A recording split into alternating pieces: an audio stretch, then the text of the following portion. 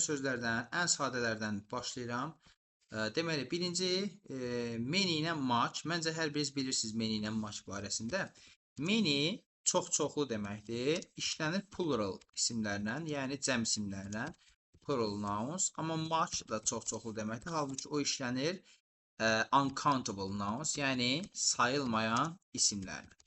Deməli, many cəm isimlərlə çox-çoxlu mənasını verir, match isə uncountable nounsların işlənir çox-çoxlu mənasını verir. Amma bir nüans var, bunu unutmayın. Many sadəcə ismin kəmiyyətini bildirən bir sözdür. Match isə nəinki ismin kəmiyyətini bildirir. Matchın bir dənə də zərf funksiyası var. Biz zərfi keçməyəcəyik deyə onu burada demək lazım bilirəm. Matchın zərf funksiyası var. Deməli, zərf kimi hərəkətin miqdarını, kəmiyyətini ifadə edə bilər. Bilirsiniz də, zərflər ümumiyyətlə hərəkətin miqdarını, kəmiyyətini, keyfiyyətini ifadə edən hissəsidir. Biz burada deyirik ki, matchı hərəkətin miqdarını ifadə etmək üçün, kəmiyyətini ifadə etmək üçün işlədə bilərik. Məsələn, deyirəm ki, I don't know him 3 nöqtə qoyub 100% match yazacağam. Many adətən onsuz da cəm isimlə işlənir. Cəm isimlə işlənməlidir. Amma görürüz burada 3 nöqtə qoyub I don't know him. Yəni isim yoxdur da. Biz sonra baxırıq ki, mən onu tanımıram. Many də qoysam, match da qoysam, tərcümədə bunu çox tanımıram kimi başa düşəcəyik. Amma görürük ki, burada çox nəyi ifadə edir? Çox hər hansı bir sözün kəmiyyətini ifadə eləmir də. Many apples deyəndə çoxlu almalar deyirsiniz. Burada alma sözünün kəmiyyətini ifadə eləmiş olursunuz. Much information deyəndə məlumatın çox olmasını nəzərdə tutursunuz. Amma burada hər hansı bir isim tapa bilmirsiniz də, onun kəmiyyətini ifadə edə bilərsiniz. Mən onu çox tanımıram. Burada ifadə etdiyiniz o çox sözü hərəkətin, yəni tanımaq hərəkətinin miqdarını, kəmiyyətini ifadə etməkdədir. Bax, ona görə biz burada match yazmalıyıq. Bu many'nin zərf funksiyası yoxdur, amma match'ın zərf funksiyası da var. Sonra gəlirik a lot of, bir də lots of barəsində danışmağa. Unutmursunuz, a lot match kimidir. Yəni zərf funksiyası. Match kimi deyil əslində, matchın zərf funksiyası kimidir. A lot zərfdir deməyə çalışdığım. A lot feillərdən sonra işlənər, amma a lotdan sonra isim işlənməz. Halbuki a lot of-la lots of çoxlu mənasını verən əvəzliklərdir, kəmiyyət bildirən sözlərdir və a lot of, lots of-dan sonra hər ikisindən sonra cəm isim və ya sayılmayan isim işlənməlidir. Buranın nidasını qoyanda Rəqsanə xanım deyirəm ki, cəm isim və ya sayılmayan isim işlənməlidir. Yəni, mütləq isim yazmalıyıq da, düzdür. Cəm isim, sayılmayan isim hissəsində də möhkəm dururuq ki, həm də isim kəmiyyəti 100% ya cəm olsun, ya da sayılmayan olsun, yəni sayıla bilən tək isim ola bilməz. Amma həm də fokus nöqtəsini aparıram ki, orada ismin mütləq formada işlənməlidir. Yəni, a lot of, lots of biz isimsiz görə bilmərik. Təkrar edirəm, halbuki a lot-u isə biz həmişə isimsiz yazırdıq. Bu ikisinin bir dənə də alternativi var. Plenty of, bu da of sözünün üstündən işlənir həmişə. Bu da həmişə cəm isim və yaxud sayılmayan isimlərlə işlənir. Bu da öz növbəsində çox-çoxlu mənasını ifadə edir. Several var. Several çox-çoxlu mənasını verir. Yalnız cəm isimlərlə işlənir. Deməli, bircə dəqiqə kimsə çıxdı görüşdən. Hoşdan. Kimsə ayrılmadı.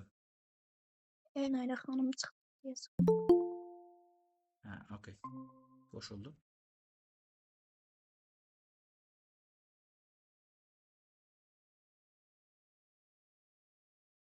Elnur xanım qoşuldunuz? Bəli, müəllim. Aha, davam edirəm. Several yalnız cəm isimlərlə işlənir. Sonra deməli biz danışacağıq few, a few, little və a little barəsində. Deməli, unutmursunuz, few ilə a few çox-çoxlu mənasını verib. Üzr istəyirəm. Few ilə a few deyək. Birinci mənalarına getmək üzrü sayın. Few ilə a few cəm isimlərlə işlənir. Little ilə a little isə sayılmayan isimlərlə işlənir. Təkrar edirəm, few, a few cəm isimlərlə, little, a little sayılmayan isimlərlə işlənir. Bayaq demişdim, many ilə match barəsində ki, many zərf funksiyası daşımazda hərəkətin miqdarını bildirməz. Bax, indi few da elədir. Few ilə a few zərf funksiyası daşımır. Həmişə ismin kəmiyyətini ifadə eləməkdədir. Amma unutmursunuz, little ilə a little elə match kimidir. Yəni, onlar da hərəkətin kəmiyyətini ifadə edə bilərlər. Little-la. Little-ı zərf kimi də işlətmək mümkündür. Yaxşı.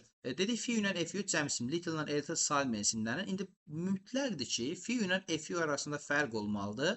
Little və little arasında fərq olmalıdır. Bu da artiklı hansı növ bir fərq yaradacaq bizim üçün? Deməli, vurğulayıram. Few ilə little few ilə little-yam mən deyirəm nearly nothing. Yəni nə deməkdir? Təqribən heç nə. Yəni yoxa yaxın deməkdir. Nə deməyə çalışıram? Əgər deyirəmsə ki, there is no, özür istəyirəm. There is little bread at home. Burada tutmalı olduğum şey nədir? There is little bread at home o deməkdir ki, evdə çörək azdır. Yəni almasan, məsələn də kimsə evə gəlir, deyir evdə çörək var, deyirəm there is little bread at home. Evdə az çörək var. Yəni bu o qədər azdır ki, yox dərəcəsində. Yəni çörək almasan bu gün qırıldıq mənasındadır da, o dərəcədə azdır. Amma few ilə deməli few da little da ikisi də eyni qaydada, amma few ilə little nədir? Mən few ilə little-a nearly enough deyirəm. Yəni nə deməkdir? Kifayətə yaxın. İndi mən desəm ki, evə gələndə desək ki, there is a little bread at home. Evdə biraz çörək var. Nearly enough. Yəni kifayətə yaxın. Yəni bu deməkdir ki, məsələn, yolun düşməsə dükana çörək almasan da olar, bu gün ötüşərik deməkdir də. A little, yəni müsbət mənada. A few müsbət mənadadır. Miqdar, kəmiyyət mənada. Kifayətə yaxın deməkdir. Çox deyil, kifayətə yaxındır. Amma little-la few o qədər azdır ki, yox dərəcəsində azdır. Yəni little-la few negativ səslənən şeydir. Little-la few pozitiv səslənən belə deyək, əvəzliklərdir, kəmiyyət bildirən sözlərdir. Bir də bu kəmiyyət bildirən sözlərin zərflərlə işlənməsi də elə çox mühümdür. Baxın, only, ümumiyyətlə only yalnız deməkdir. Hətta just da düzdür, testlərdə çox qarşımıza çıxmır. Only və just, a little, a few bir də some'la işlənə bilirlər. Bunu unutmursunuz. A little, a few, çox vacibdir bu. A few, bir də dedik ki some. Yaxşı. A little və a few dedik. Only ilə a little və a few dedik. Mən burada nəzərdə tutduğum, yəni bu qeydi deməkdə məqsədim, only-dən sonra siz little few yaza bilmərsiniz. Only a little yaza bilərsiniz. Only a few yaza bilərsiniz. Yaxşı. Only a little. Only a little bərabərdir little-a. Yəni only a little da elə az deməkdir. Çox az deməkdir. Yox dərəcəsində az deməkdir. Only a few da öz növbəsində yenə few deməkdir. Yəni yox dərəcəsində az, yəni bunlar da mənfi aspektdən yanaşdığımız belə deyim ifadələrdir. Deməli, amma so, very, bir də to. So-dan, very-dən, to-dan sonra biz yaza bilərik little və few. Yenə burada nəzərdə tutduğumuz nədir? So little, so few deyə bilərik. Very little, very few deyə bilərik. Too little, too few deyə bilərik. Amma so a little, so a few, very a little, very a few, too a little, too a few yoxdur. Mən sizə little few ilə işlənir deyirəmsə, deməli bunun tərsi halı yanlışdır. A few və a little-la işlətmək olmaz. Və bunlara da eyni qaydada deyirəm, bərabərdir little few. Yəni, eyni şeydir də bunlarda. Kəmiyyət cəhətdə, məna cəhətdən az, çox az, yox dərəcəsində az, yoxa yaxın deməkdir. Bir dənə sonuncusu bura üçün quite a little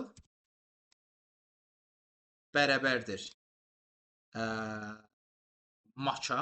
Burada işlər dəyişir. Quite a few bərabərdir many'yə. Yaxşı, quite a little demişəm, deməli quite little yoxdur. Quite a few demişəm, deməli quite few yoxdur. Eyni zamanda onların mənası da çox mühümdür. Quite a little nəinki kifayət qədər, hətta çox deməkdir. Quite a few nəinki kifayət qədər, hətta çox deməkdir. Ona görə quite a little-ı biz much'a, quite a few isə məna cəhətdən many-yə bərabər hesab edirik və bildiyiniz kimi bu sözlər cəmdə, üzr istəyirəm, çox mənasını ifadə edən sözlərdir. Yaxşı, bir də so ilə saçla işlənməsi var, kəmiyyət bildirən sözlərin.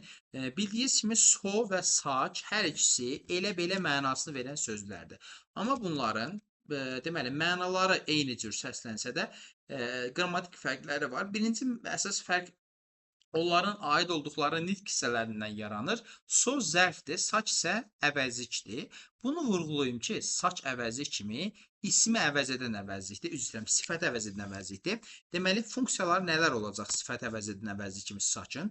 Baxın, saçdan sonra 3 nöqtə deyirəm, amma plus noun deyirəm. Nəzərə tutduğum şey budur ki, saçdan sonra mütləq isim gəlməlidir. Amma 3 nöqtə demişəm, yəni ortada nələrsə gələ bilər axı. O ortada işlənə biləcək o nələrsə nədir? Saç ilə ismin ortasında yəni nə işlənə bilər? Birinci növbədə an article işlənə bilər ki, əgər isim sayıla bilən təhdirsə, məsələn deyirəm saç a boy, elə bir oğlan gələ bilər. Sonra saçla ismin ortasında adjective gələ bilər, yəni bildiyiniz kimi sifət gələ bilər. Məsələn deyirəm ki, saç a clever boy. Elə ağıllı bir oğlan. Görürüz, sifət də işlətdim. Saç ilə ismin ortasında a lot of kəmiyyət bildirən sözü işlənə bilər. Məsələn, saç a lot of interesting məsələn, articles. Hamısını da yazdım onu. Such a lot of interesting articles. Elə çoxlu maraqlı məqalələr. Baxın, saçla ismin ortasında 3 şey gəldi. An article, sifət və yaxud a lot of kəmiyyət bildirən sözü. İndi so barəsində deyəcək ki, sodan sonra adjective, hətta adverb gələ bilər. Yəni zərf də gələ bilər. Sodan sonra sifət və ya zərf gəlir. Məsələn, yazıram so clever. So clever, sifətdir də. Düzdür, bunun problemi yoxdur. Bilirsiniz nə vaxt səhv olacaq? Bax, bura yazacaqlar boys. Onda problem olacaq. Niyə? So sifət və ya zərflə işlənir. Amma sodan sonra isim işlənmir. İşlənməməlidir, deyirik. Baxın, diqqət edin. Əsasən buraya yazım. Plus noun. Bax, bu isə qadağandır. Olmaz. Solu bir birləşmənin davamında isim işlətmək olmaz. İstisna var. O istisnadan danışacağım indi. Deməli, sodan sonra dedik ki, isim işlənməz. Saç da sifətlə işlənirdi də, o hissədə eynidirlər. Amma davamında isim gələndə işlər dəyişir. Deməli, sodan sonra dedik ki, isim işlənməz. 4 dənə istisna halımız var. Bunu özümüz üçün qeyd edərik mütləq. Sodan sonra much, many, little və few gələrsə, isim işlənə bilər. Plus noun. Yeganə istisna hal budur ki, sodan sonra isim işlənə biləcək hallar. Deməli, məsələn, deyirəm, so many interesting tales. Məsələn, bu formada sodan sonra gördük ki, isim işlənə bildi. Səbəb isə sodan sonra much, many, little və few gələrsə, bu zaman so isimlə işlənə bilər. Okay. Deməli, baxın, diqqət eləyin, saçdan sonra saydığım şeylər var. Məsələn, a lot of demişəm saçdan sonra. Saçdan sonra a lot of deyiriksə, deməli, sodan sonra a lot of demək olmaz. Və ya tam tərsi, saçdan sonra demişəm, sodan sonra demişəm, much, many, little, few işlədə bilərik. Deməli, bunun tərsi halı səhv. Deməli, biz saçdan sonra much, many, little, few işlədə bilmərik. Çünki bunlar soya aid olan qaydalardır da. Məsələn, so much demişik, saç much deyəndə elə bir yadımızda qalsın ki, saçmalıyırıq da. Saçdan sonra much işlənməz. Bu qadağandır. Bir dənə də əvəzi mövzusundan bir dənə qeyd var. Mən orada qeyd eləməmişdim. Bunu burada deyirəm. Yəqin ki, sonra video qeydə baxdıqda siz özünüz bunu qeyd edərsiniz. Dəftərinizdə də else barəsində heç nə deməmişəm. Else başqa mənasını verir.